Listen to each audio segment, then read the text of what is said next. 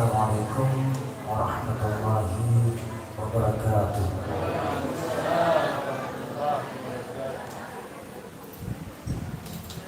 Innal hamdalillah nahmaduhu wa nasta'in ala umuri dunya waddin. Allahumma shalli wa sallim ala sayyidina Muhammadin nurika syarri wa madadika al-jari wa ima'na fi kulli azwari wa ala alihi wa sahbihi ajma'in amma ba'd. Fa ya ayuhan nas ittaqullah haqqa tuqatih wa la tamutunna illa wa antum muslimun. Segala puji syukur kita bersama-sama memanjatkan kehadiran Allah Jalla Jalal, yang dimana di hari ini Allah telah melimpahkan berbagai macam nikmat keimanan, kesempatan, kesehatan serta keberkahan untuk kita bersama. Semoga segala bentuk kenikmatan yang Allah cucurkan di hari ini, berharap dan berdoa agar kenikmatan itu kita bisa rasakan di esok harinya nanti. Amin amin Allahumma amin. Salawat dan salam kita haturkan kepada junjungan kita Nabi Muhammad sallallahu alaihi wasallam, keluarga, sahabat serta para pengikut-pengikutnya. Pada kesempatan hari ini di Ahad malam Muslim ini, kita akan memberikan pencerahan khalbu tentang seputar keutamaan amalan-amalan di 9 dan 10 Muharram. Dari Abu Qatadah radhiyallahu anhu bahwa Rasulullah sallallahu alaihi wasallam bersabda di dalam hadisnya, ditanya tentang ibadah puasa. Rasulullah ditanya tentang ibadah puasa pada hari Asyura. Beliau lalu menjawab, puasa tersebut menghapus dosa selama 1 tahun yang lalu. Jadi siapa yang berpuasa di 9 ataupun 10 Muharram, maka insya Allah dalam hadis Nabi ini dosanya akan dihapuskan selama 1 tahun yang lalu. Ini hadis riwayat Muslim, status hadisnya sahih. Jadi beruntunglah kita yang memanfaatkan bulan Muharram ini, karena salah satu bulan yang disucikan oleh Allah, bulan yang di dalamnya tidak ada pertengkaran di dalamnya, bulan di dalamnya tidak ada percekcokan, bulan di dalamnya untuk bermuhasabah diri, mengintrospeksi diri, memperbaiki diri, dan selalu berharap agar apa yang kita kerjakan dan yang kita lakukan itu dapat diberikan pahala berlipat ganda oleh Allah Subhanahu wa taala. Dari Ibnu Abbas radhiyallahu anhu bahwa ketika Nabi melaksanakan puasa Asyura dan beliau memerintahkan para sahabat melakukan puasa di hari itu, Nabi sendiri melakukan ibadah Asyura dan Nabi menganjurkan kepada seluruh sahabat untuk mengerjakan ibadah puasa Asyura. Ada beberapa sahabat berkata, "Ya Rasulullah, ini adalah yang dibesarkan Yahudi Nasrani. Kenapa kita harus ikut-ikutkan puasa? Puasanya Nasrani Yahudi itu hanya 1 hari pada saat masuk bulan Muharram." Makanya Rasulullah membedakan puasanya Nasrani dengan puasanya Islam dengan 2 kali berpuasa, antara 9 dan 10. Makanya dari hadis ini maka Rasulullah bersabda lagi, jika datang tahun depan, maka insya Allah aku akan berpuasa juga pada hari ke-9. Karena itu hari Nabi berpuasa hanya 10 Muharram saja. Dan Nabi berkata sama sahabatnya, insya Allah kalau saya lagi dapat tahun depan, saya akan berpuasa di 9-nya sama 10 Muharram. Jadi dulu Nabi satu puasa saja. Ditanya sama sahabat, ya Rasulullah, kenapa kau ikut-ikutan puasa seperti orang-orang Yahudi? Nabi mengatakan kalau seperti itu insya Allah tahun depan saya akan puasa 9 dan 10 Muharram. Kalau Nabi tidak bisa mengatakan 9, 10 ya 10 dan 11 Muharram. Ini begitu banyak keringanan yang Allah berikan. Adapun niat puasa, saya niat puasa sunnah taswa karena Allah Ta'ala, itu Indonesianya. Saya niat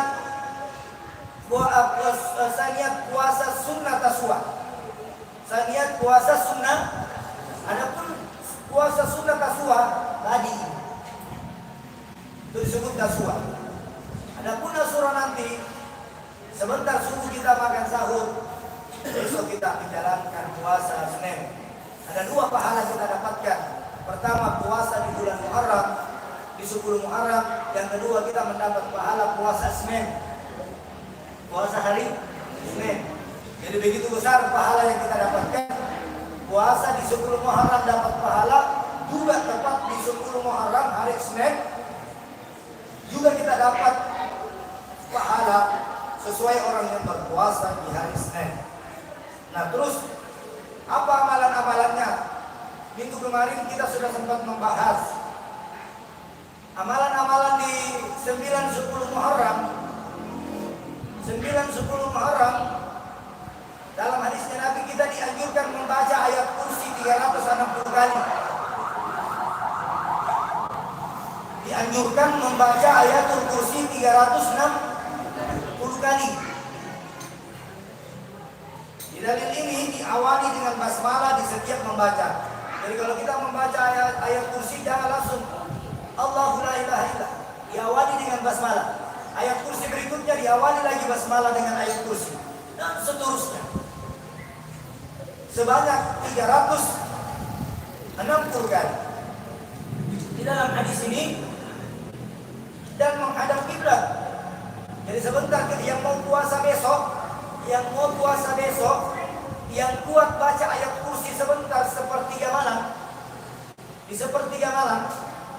Ya, yang tidak kuat begadang ya sebentar pulang ini jam 9, jam 10 di rumahnya, ambil wudhu, bersuci, lalu menghadap kiblat membaca ayat kursi sebanyak 360 kali.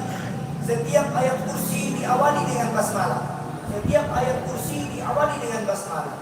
Setiap ayat kursi juga kita dianjurkan untuk berniat. Itu kata Nabi.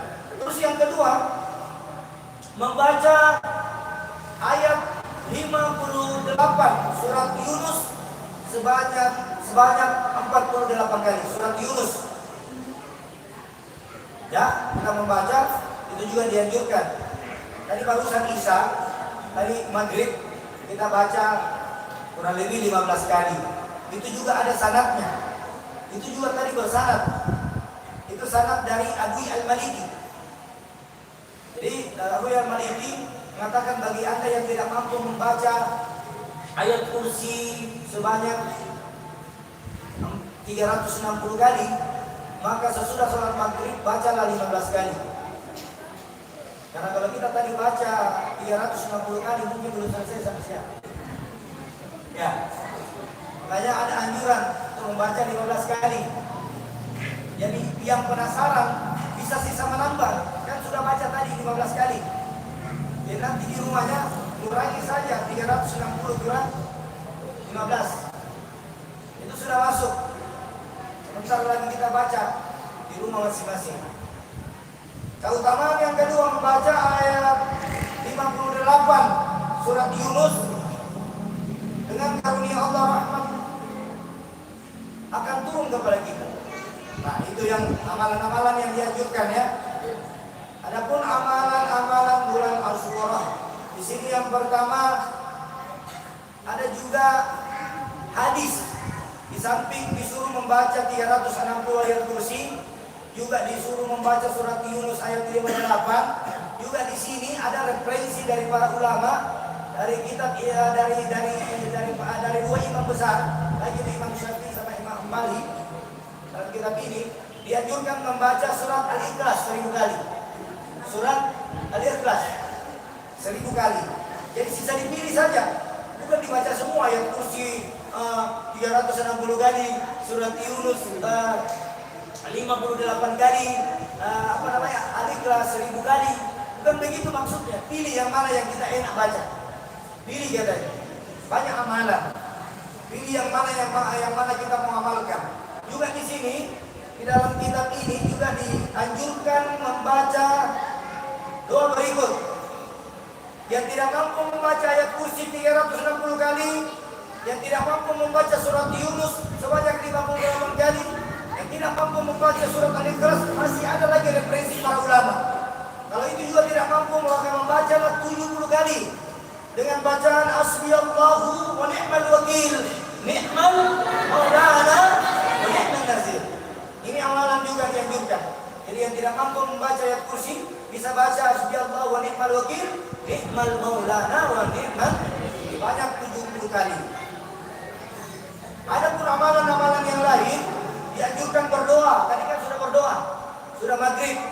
Anjuran yang paling mustajab membaca doa surah sesudah salat maghrib. Ini kita sudah lakukan tadi.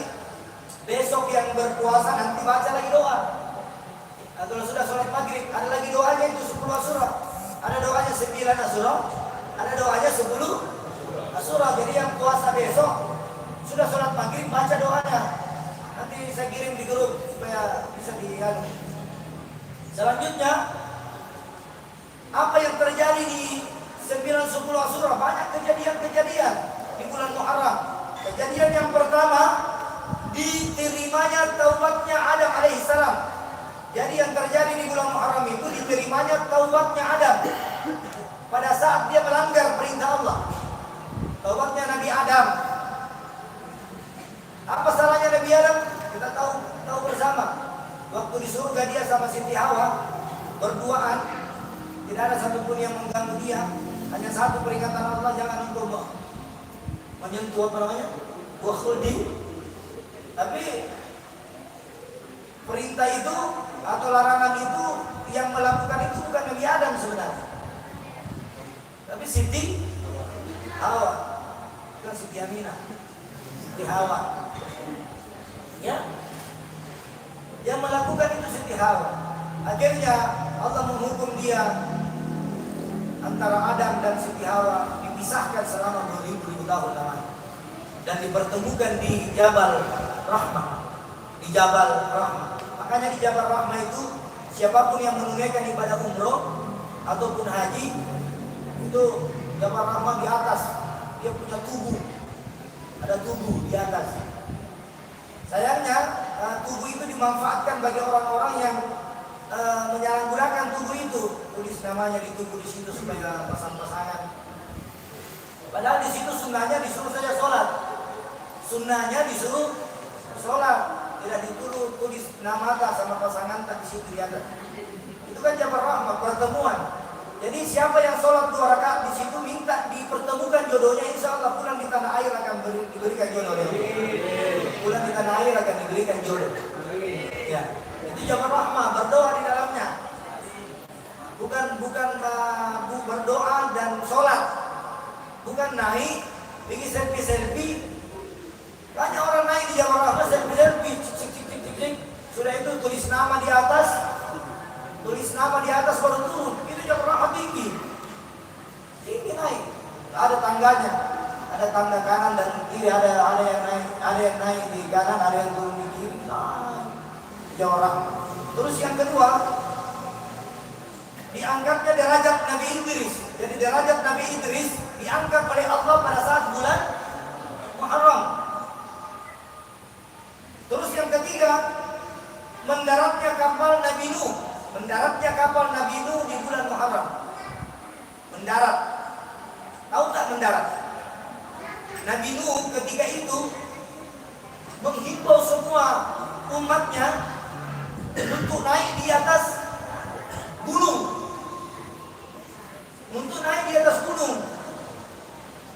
Atas petunjuk wahyu Allah, wahai Nabi Nuh, buatlah kapal di atas gunung. Setelah engkau buat kapal di atas gunung, umatku yang mengikuti dirimu di atas gunung nanti itu akan aku limpahkan nanti banjir yang dahsyat, banjir yang besar. kayak Nabi Nuh. Dia bilang orang Nabi Nuh ini sudah gila. Nabi Nuh ini kenapa dia bikin kapal di atas gunung baru tidak ada banjir, tidak ada hujan? Kenapa disuruh bikin kapal di atas gunung? Diketawati Nabi Nuh. Singkat cerita, datang bala bencana yang Allah turunkan, termasuk istri Nabi Nuh tenggelam bersama anaknya. Yang selamat hanya kaumnya yang mempercayai dia. Jadi itu terjadi di mana? Terjadi di bulan Muharram. Terjadi juga di bulan Muharram. Terus yang keempat, dilahirkan dan dilantik. Dilahirkan dan dilantik Nabi Ibrahim. Jadi pada saat bulan Muharram, Nabi Ibrahim dilahirkan dan juga dilantik sebagai Nabi pada saat bulan Muharram. Itu kejadian di bulan Muharram. Dilantik sebagai Khalilullah, kekasih Allah. Dia dilantik sebagai kekasih Allah dan selamat dari kobaran api Raja Namrud. Jadi Nabi Ibrahim pada saat itu dilahirkan di bulan Muharram, dilantik menjadi kekasih Allah Khalilullah di bulan Muharram, juga diselamatkan dari api Raja Namrud, juga terjadi di bulan Muharram. Yang kelima, di dalam hadis ini diterimanya taubat Nabi Daud. Diterimanya taubat Nabi Daud di bulan Muharram. Yang keenam, diangkatnya Nabi Isa ke langit. Juga nanti diturunkan Nabi Isa di dunia ini, yang terakhir kalinya juga di bulan Muharram. Diangkat di langit di bulan Muharram Nabi Isa. Dan juga Allah akan turunkan Nabi Isa nanti pada saat akhir zaman, turun Nabi Isa. Dan itu juga turunnya di bulan Muharram. Terus selanjutnya keutamaan di bulan Muharram yang ketujuh, diselamatkannya Nabi Musa dan kaumnya pada saat dikejar Fir'aun. Diselamatkan Nabi Musa. Nabi Musa dan prajuritnya lari dikejar. Pada saat Nabi Musa berada di Laut Merah. Laut Merah, belum merah itu waktu. Dikejar Nabi Musa sama kaumnya, sama Fir'aun, laknatullah. Fir'aun dia pakai kuda, saking kencangnya. Akhirnya Nabi Musa mengatakan kepada kaumnya atas petunjuk Allah, dia ambil tongkat. Ambil tongkat. Ya, contohnya mana tongkat? Dapat Nabi Musa. Ini tongkat. Lalu Nabi Musa mendapat wahyu. Dia sudah berada di tengah-tengah pinggir lautan. Lalu Allah mengatakan, ambil tongkatmu dan pukulkanlah tongkatmu itu di lautan. Insya Allah lautan akan menjadi terbelah dua.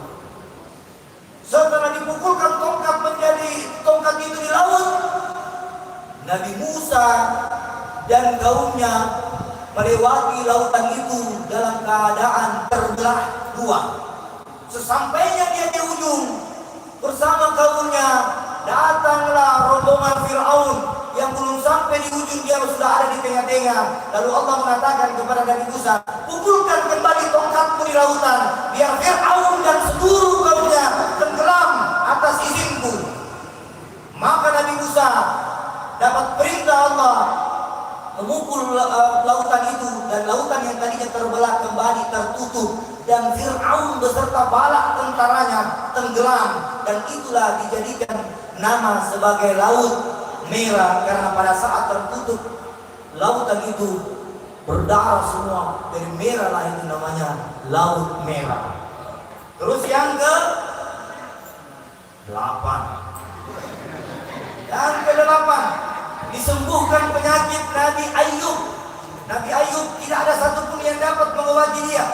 Tidak ada satupun tabib pada zaman Nabi Ayub pada saat sakit, tidak ada mampu yang sembuhkan. Maka Allah sembuhkan Nabi Ayub dengan kalimat hasbiyallahu wa ni'mal wakil, ni'mal maulana wa ni'man nazir. Doa itulah yang menyembuhkan Nabi Daud.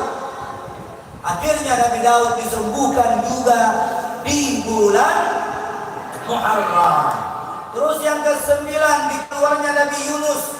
Nabi Yunus juga dimakan sama ikan paus di bulan Muharram. Nabi Yunus dimakan sama ikan paus di bulan Muharram, dan juga dikeluarkan dan diselamatkan Nabi Yunus atas makanan ikan paus itu makan Nabi Yunus, dan juga Nabi Yunus selamat dari terkaman ikan paus dan dikeluarkan kembali ataupun dimuntahkan kembali seorang Nabi Yunus di bulan Muharram. Terus yang ke-10 dikembalikannya kerajaan Nabi Sulaiman. Jadi di 10 Muharram juga dikembalikannya kerajaan Nabi Sulaiman yang diculik oleh jin, yang disembunyikan oleh jin. Jadi Raja Nabi Sulaiman itu kerajaannya disembunyi sama jin. Dikembalikan juga di bulan Muharram atas izin Allah. Lanjut. Kata sudah nih. Lanjut. Di antara anjuran di hari Asyura 10 Muharram, di dalam kitab Ihya Ulumuddin, kita dianjurkan menghidupkan malam-malamnya. Menghidupkan sholat malam, zikir. Dianjurkan, kita sebentar malam ini dianjurkan menghidupkan malam-malamnya. Seperti apa saja amalan? Melakukan sholat mutlak. Bisa juga sebentar malam melakukan sholat mutlak. Bisa berpuasa mulai Tasyrik Asyura. Bisa berpuasa 9, 10 dan 11. Ini sesuai hadis. Tidak boleh cuma tanggal 10 Muharram saja, tanggal 11 tidak. Jadi kalau orang yang mau puasa harus dua kali, 10 sama 11.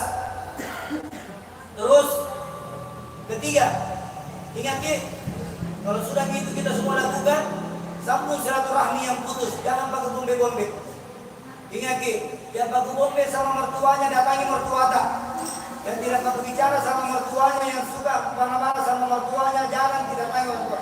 Yang pakai bombe sama saudaranya, datangi saudara tak. Yang pakai bombe sama tetangganya, bawakan apel tetangga tak yang bombe, insya Allah baik gitu. Karena di bulan Muharram itu dianjurkan menyambung tali silaturahmi dan memperbanyak sedekah.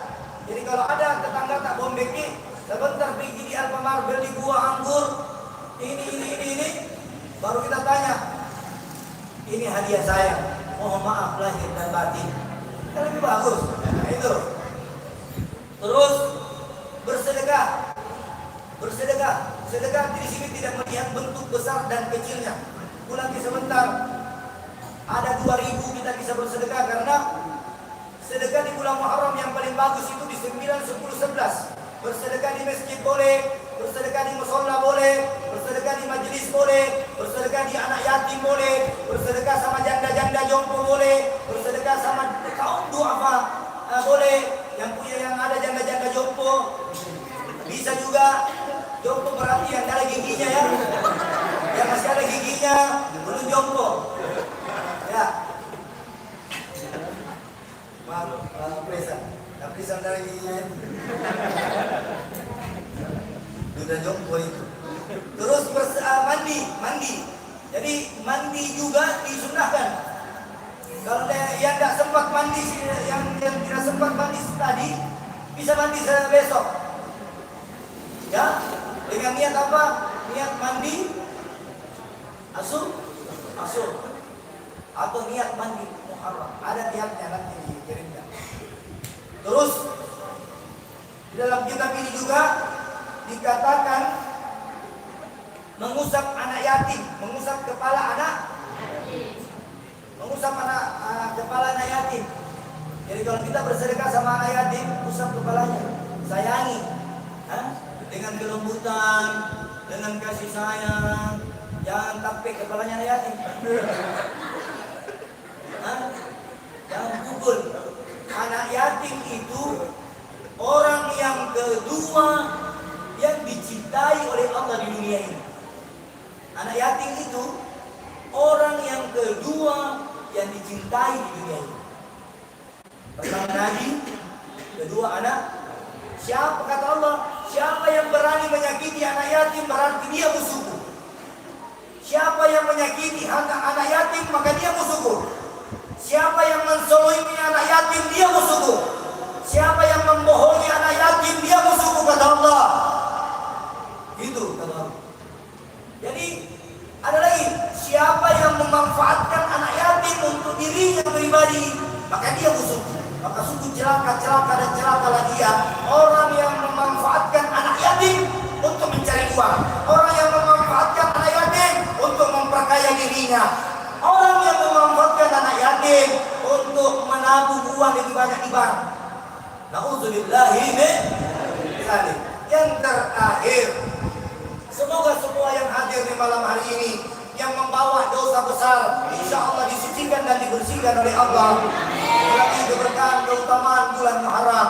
Yang membawa gelisah dihilangkan kegelisahannya, yang membawa penyakit disembuhkan penyakitnya, yang susah diangkat susahnya.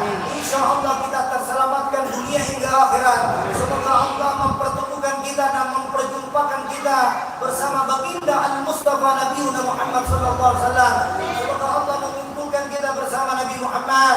Semoga Allah menjadikan kita hamba yang dicintainya dunia hingga akhirat. Semoga Allah menuntun perjalanan kita, yaitu perjalanan ihdinas siratal mustaqim. Dan semoga Allah menyelamatkan diri, keluarga, kerabat, orang tua dan seluruh orang yang kita cintai, baik diselamatkan di dunia, diselamatkan dari siksaan kubur, dan juga akan dikumpulkan di padang mahsyar setelah menyeberangi Sidratul Muntaha bersama para sahabat Nabi Muhammad SAW. Amin. Allahumma amin. Mungkin itulah yang saya bisa sampaikan. Mohon maaf lahir batin. Hasbunallahi wa ni'mal wakil, ni'mal maulana wa ni'mal nadir. Ya dzal jalali wal ikram, amitna ala dinil Islam. Wabillahi taufiq wa hidayah. Wassalamu alaikum warahmatullahi wabarakatuh. Sallallahu